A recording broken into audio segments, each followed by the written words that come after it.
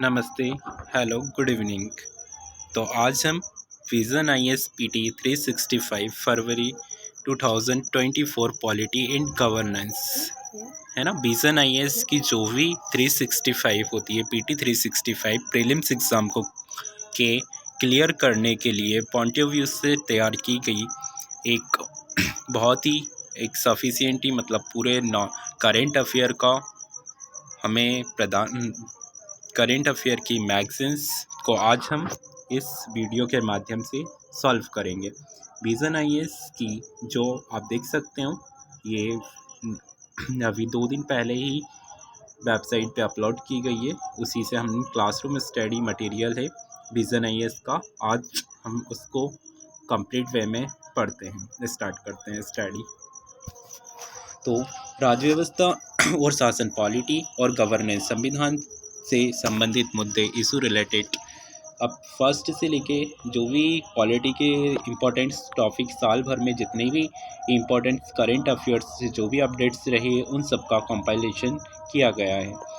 संविधान से संबंधित मुद्दे में मूल ढांचा सिद्धांत तो आप देख सकते हो, जिला न्यायाधीश स्वतंत्र मूल ढांचा तथा अनुच्छेद 370। ये जो भी साल भर में हमारे कहीं ना कहीं किसी आसपास न्यूज़ में रही हैं, सारी की सारी खबरें, हेड स्पीच वगैरह, आप इस विषय सूची को देख सकते हो। अब हम आगे स्टार्ट करते हैं। आगे से विषय सूची के बाद में हम लोगों हमारा फर्स्ट संविधान से संबंधित मुद्दे है ना, इशू रिलेटेड टू कॉन्स्टिट्यूशन से संविधान से संबंधित जो भी मुद्दे हैं, आज हम उन्हें स्टार्ट करते हैं।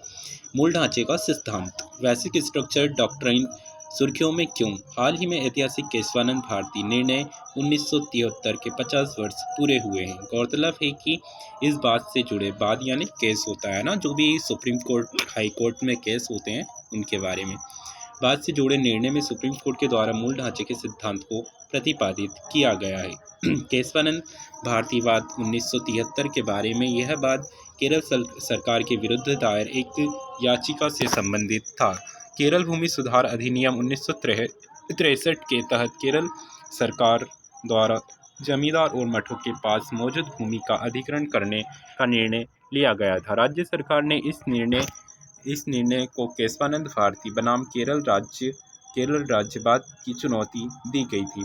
इस याचिका में राज्य सरकार पर भारतीय संविधान के अनुच्छेद 25, 26 और 37 में निहित मूल अधिकारों के अतिक्रमण का रोक लगाया गया था। इस बात की सुनवाई 13 न्यायाधीशों की एक पीठ द्वारा की गई थी। यह सुप्रीम कोर्ट से गठित अब तक की सबसे बड़ी पीठ थे।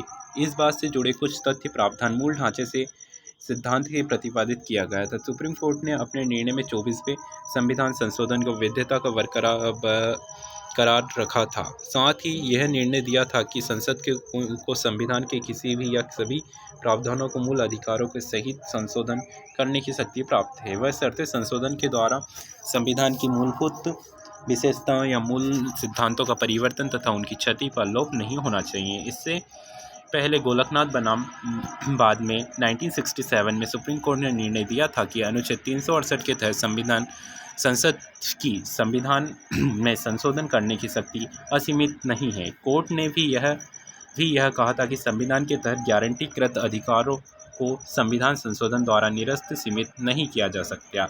न्यायिक समीक्षा, जुडिशियल रिव्यू की शक्ति, कोर्ट के निर्णय दिया कि न्यायिक समीक्षा की शक्ति संविधान के मूल ढांचे का ही अभिन्न अंग है। यहाँ पे जो स्ट्रक्चर वे में बताया गया है कि मूल ढांचे का बेसिक स्ट्रक्चर के सिद्धांत का विकास क्रम किस प्रकार से हुआ। तो इनके गोपालन बाद 1950, उसके बाद में 1951 शंकरी प्रसाद बाद, फिर 1965 में सज्जन सिंह बाद में तीनों में बताया गया कि संसद मूल अधिकारों सहित संविधान के किसी भी भाग में संशोधन कर सकती है। पहले 3 केस में यह बताया गया। फिर हम आते हैं 1967 गोलकनाथ बाद। इसमें बताया गया कि अनुच्छेद 368 ने संसद को संशोधन की शक्ति प्रदान नहीं की है। संसद को संशोधन की शक्ति प्रदान नहीं की है और संसद द्वारा मूल अधिकारों को संशोधित नहीं किया जा सकता। फिर आगे हम चलते हैं तो 1971 में सामने आया हमारे सामने 24वां संविधान संशोधन क्या है, 25वां संविधान संशोधन क्या है और इसके क्या प्रभाव पड़े। फिर 24वां संविधान संशोधन 13वें अधीन विधि नहीं, संविधान संशोधन अनुच्छेद 13 के अधीन विधि नहीं है, इसलिए संसद संविधान के किसी भी भाग में संशोधन कर सकती है। 25वां संविधान संशोधन अधिनियम, इसमें बताया गया कि अनुच्छेद 39 39V और 39C के लिए न्यायिक समीक्षा की शक्ति को समाप्त किया गया था। धारा 2 के तहत उचित मुआवजे के साथ संपत्ति के मूल अधिकार में कटौती की गई। धारा 3 के तहत नीति निर्देशक तत्वों को मूल अधिकार पर प्राथमिकता प्रदान की गई। आगे 1971 में केशवानंद, 1973 में केशवानंद भारती केस बात। आगे अन्य निर्णय, सुप्रीम कोर्ट ने न्यायिक समीक्षा की अपनी शक्ति में कम करने वाले हिस्सों को छोड़कर 25वें तथा 29वें संविधान संशोधन के अन्य भाग को वैधता को बनाए रखा तथा साथ ही यह भी कहा कि उद्देशिका प्रेम्बल संविधान का भाग है, इसलिए इसमें संशोधन किया जा सकता है। मूल ढांचे के सिद्धांत के बारे में, मूल ढांचे के जो वर्तमान मूल ढांचे का भाग है, मतलब इस समय अभी तक मतलब मूल ढांचे जो बेसिक स्ट्रक्चर का हमारे संविधान में क्या क्या चीज़ें, उसके बारे में बताया गया है कि भारत की संप्रभुता बेसिक स्ट्रक्चर का भाग है, मूल ढांचे का, है ना। नागरिकों के व्यक्तिगत स्वतंत्रता का सुरक्षा, कल्याणकारी राज्य का निर्माण, संविधान की सर्वोच्चता, गणतांत्रिक लोकतांत्रिक सरकार, संविधान में का पंथ निरपेक्ष संघीय स्वरूप, विधायिका, कार्यपालिका, न्यायपालिका, ये सारा शक्तियों का पृथक्करण, ये सब हमारा मूल ढांचे मतलब बेसिक स्ट्रक्चर का पार्ट से। राष्ट्र की एकता, अखंडता, न्यायिक समीक्षा का अधिकार, मौलिक अधिकार, राज्य के नीति निर्देशक तत्वों के सामंजस्य की तुलना। फिर मूल ढांचे के सिद्धांत के बारे में, मूल के अनुसार संविधान में कुछ ऐसी मूलभूत विद्यमान है जिन्हें संविधान संशोधन के माध्यम से संसद द्वारा संशोधित निरस्त नहीं किया जा सकता। भारत के संविधान में कहीं भी मूल ढांचे पद का उल्लेख नहीं किया गया है। मूल ढांचे के सिद्धांत का महत्व ये संविधान के संशोधन करने की शक्ति की, संसद की शक्ति को उचित रूप से नियंत्रित करता है। यह सुनिश्चित करता है कि संविधान एक जीवंत दस्तावेज बना रहे, साथ ही अपने मूलभूत मूल्यों और सिद्धांतों को संरक्षित करते हुए समय के साथ बदलती परिस्थितियों के अनुरूप कार्य करता रहे। इसके तहत कानून का शासन, शक्तियों का पृथक्करण जैसे कई सिद्धांत को मूल ढांचे में शामिल किया गया है। ये भारत के संविधान कानून का आधार बन गए हैं। यह सुनिश्चित करता है कि संविधान का संघीय ढांचा कमजोर न हो। यह संविधान की व्याख्या करते समय भारतीय न्यायपालिका के दृष्टिकोण को दिशा देने में महत्वपूर्ण भूमिका निभाते हैं। जिला न्यायालय की स्वतंत्रता, मूल ढांचा, independent of district judiciary, basic structure, जिला न्यायालय की स्वतंत्रता, हाई कोर्ट, सुप्रीम कोर्ट, ऐसी अखिल भारतीय विद्यार्थी परिषद,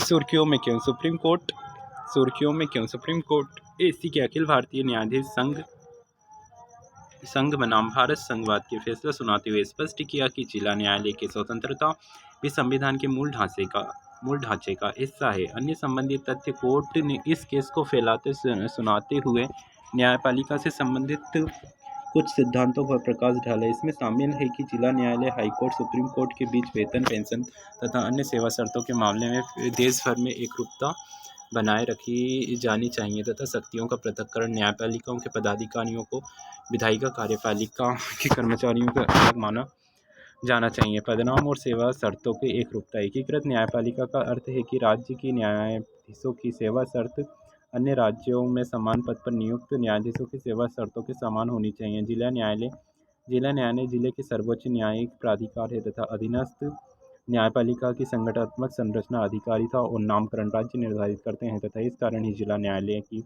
स्थिति एक राज्य से दूसरे राज्य के अलग अलग हो सकती है। जिला न्यायालय मुख्यतः त्रिस्तरीय ढांचे पर आधारित होते हैं। इनफॉर्म हाईकोर्ट, जिला न्यायालय, सत्र न्यायालय बताया गया है। जिला न्यायालय एवं सत्र न्यायालय सिविल और दीवानी मामले, सिविल को दीवानी मामले कहा जाता है और क्रिमिनल को फौजदारी मामले कहा जाता है। सिविल मामले में अधीनस्थ न्यायालय और मुंसिफ कोर्ट होते हैं तथा क्रिमिनल फौजदारी मामले में मुख्य न्यायाधीश मजिस्ट्रेट की अदालत होती है, न्यायिक मजिस्ट्रेट होते हैं। आगे बताया गया जिला न्यायालय नियुक्त, पदस्थापन तथा पोस्टिंग और पदोन्नति हाईकोर्ट के परामर्श के राज्य का राज्यपाल करता है। आर्टिकल 377 का निरसन, अब्रोगेशन ऑफ आर्टिकल 370, सुर्खियों में क्यों, सुप्रीम कोर्ट की संविधान पीठ ने सर्वसम्मति से अनुच्छेद 370 को निरस्त करने के केंद्र सरकार के फैसले को बरकरार रखा है। गौरतलब है कि 2019 में केंद्र सरकार ने अनुच्छेद 370 के तहत जम्मू कश्मीर की विशेष दर्जे की स्थिति को समाप्त कर दिया था।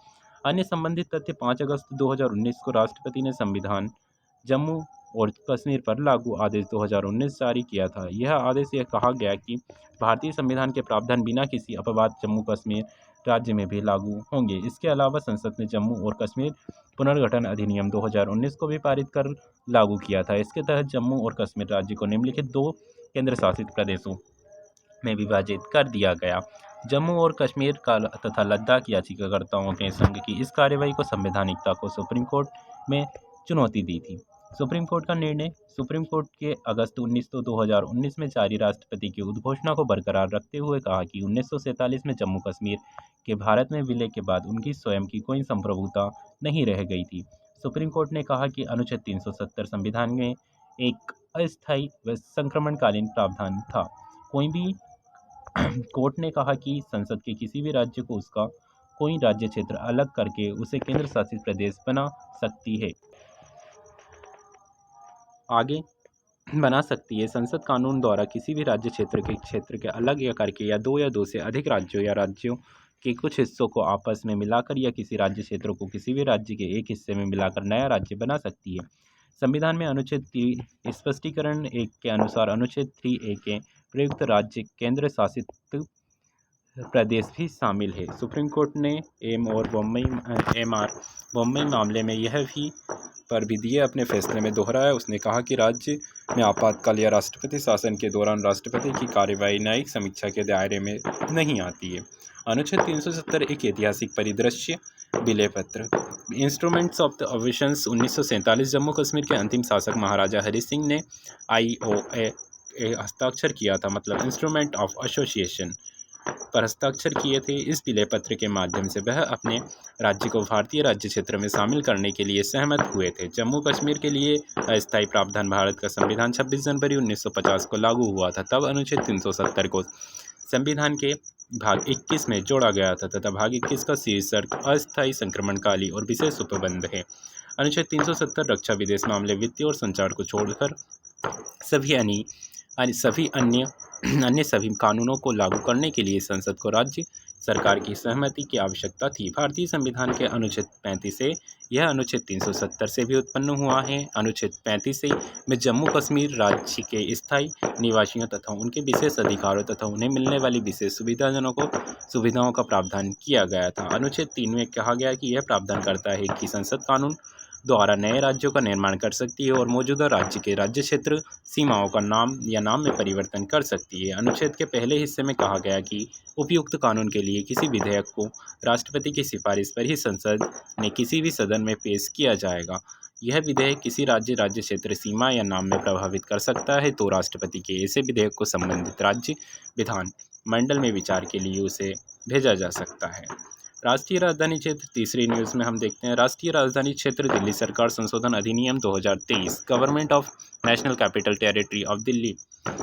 राष्ट्रीय राजधानी क्षेत्र में दिल्ली सरकार का संशोधन हाल ही में संसद द्वारा पारित किए गए राजधानी क्षेत्र दिल्ली सरकार NCTD संशोधन विधेयक 2023 को राष्ट्रपति के अनुमोदन पर प्राप्त हो गया है तथा यह विधेयक अधिनियम बन गया था तथा यह संशोधन अधिनियम का मुख्य प्रावधान निम्नलिखित किए गए हैं। उसके पहले हम NCCA की संरचना देखते हैं। अध्यक्ष दिल्ली का मुख्यमंत्री होगा। सदस्य दिल्ली सरकार का प्रधान गृह सचिव, principal home minister, secretary. Delhi सरकार का सदस्य कौन रहेगी? दिल्ली सरकार का मुख्य सचिव।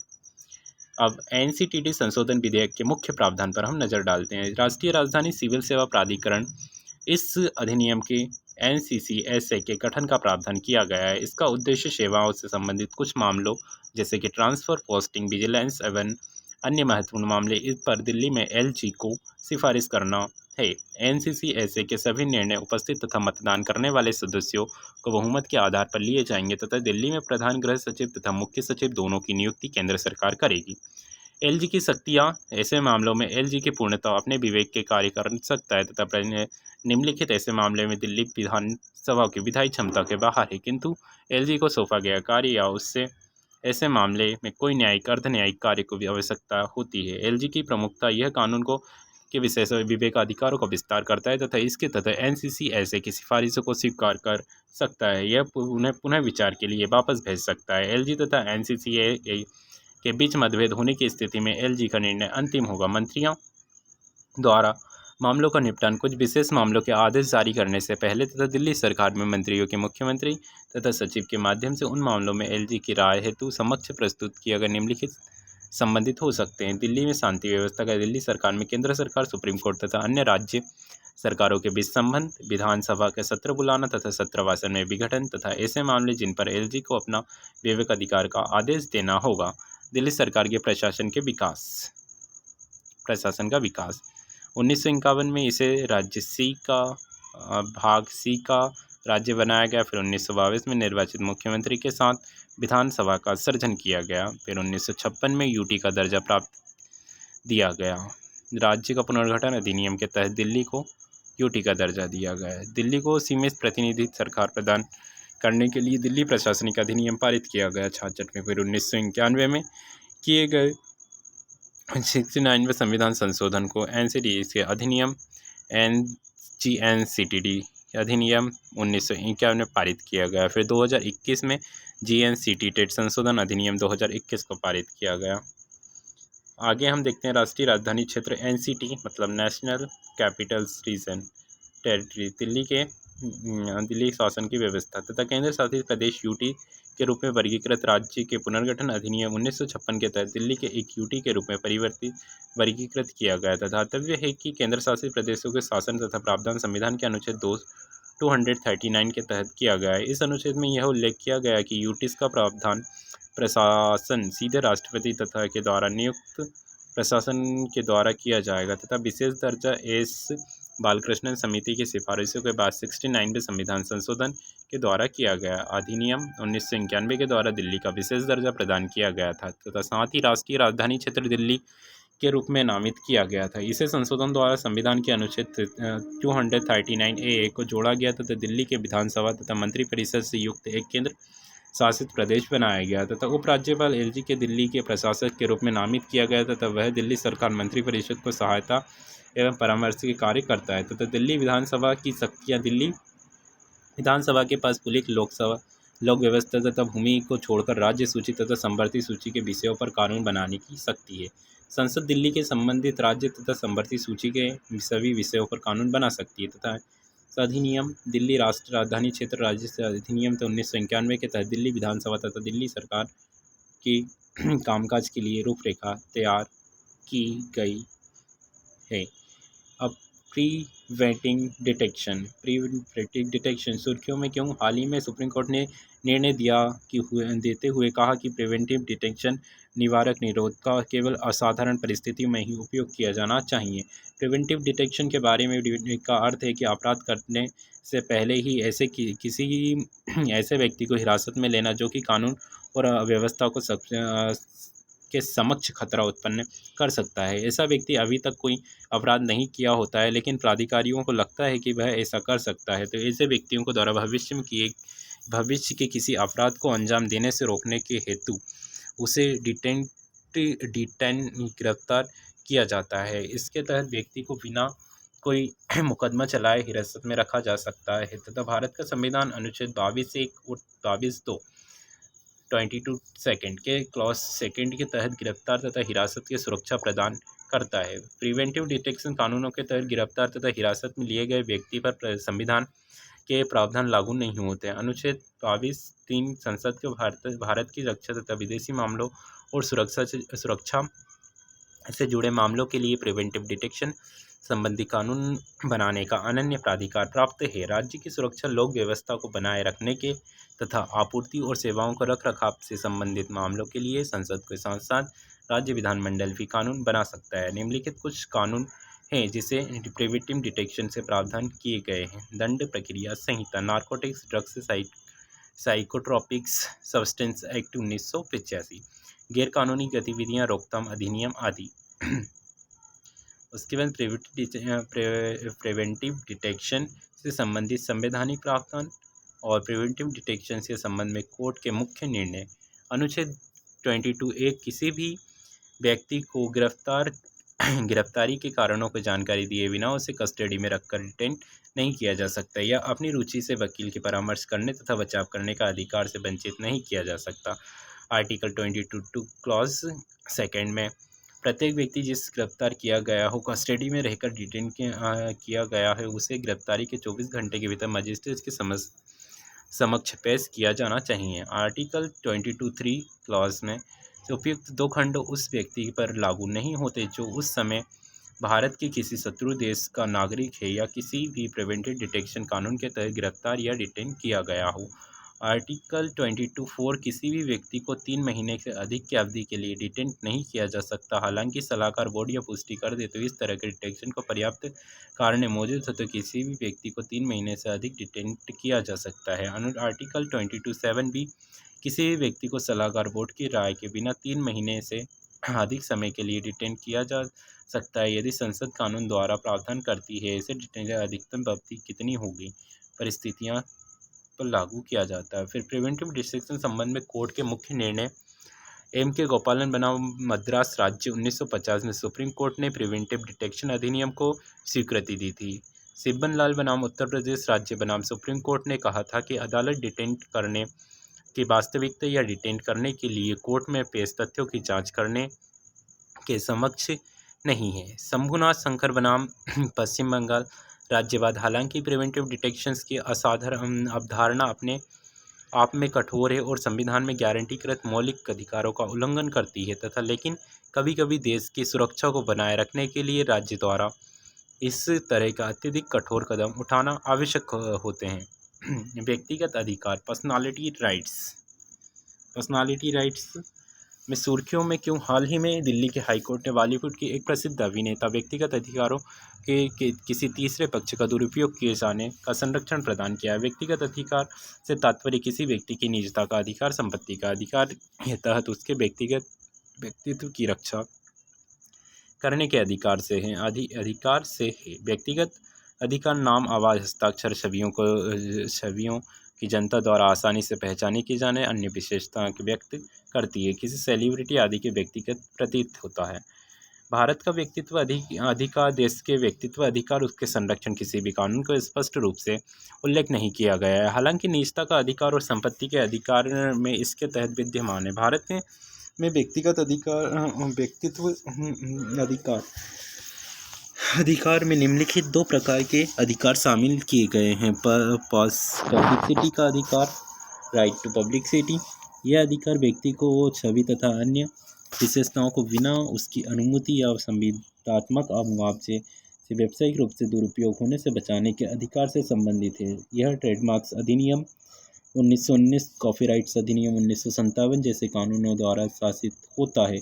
निजता का अधिकार, राइट टू प्राइवेसी, इसमें किसी भी व्यक्तित्व के बिना उसकी अनुमति से सार्वजनिक रूप से प्रदर्शित न करने का अधिकार शामिल है। निजता का अधिकार मोटे तौर पर संविधान के अनुच्छेद 21 और न्यायमूर्ति के.एस. पुट्टास्वामी सेवानिवृत्त मामले 2018 में सुप्रीम कोर्ट द्वारा दिए गए फैसले के तहत शासित होता है। मरणोपरांत व्यक्तिगत अधिकार, प्रतीक या नाम, अनुचित उपयोग की रोकथाम अधिनियम 1950। यह कानून इस अधिनियम का अनुसूची के सूचीबद्ध तथा कुछ गणमान्य व्यक्तियों के नाम, प्रतीकों के अनधिकृत उपयोग पर रोक लगाए। भारतीय दंड संहिता IPC यदि कोई व्यक्ति किसी मृतक या उसके परिवार की प्रतिष्ठा के खिलाफ नकारात्मक टिप्पणी करता है या अपमानजनक सामग्री प्रकाशित करता है तो भारतीय दंड संहिता के तहत मानहानि का मुकदमा दायर किया जा सकता है।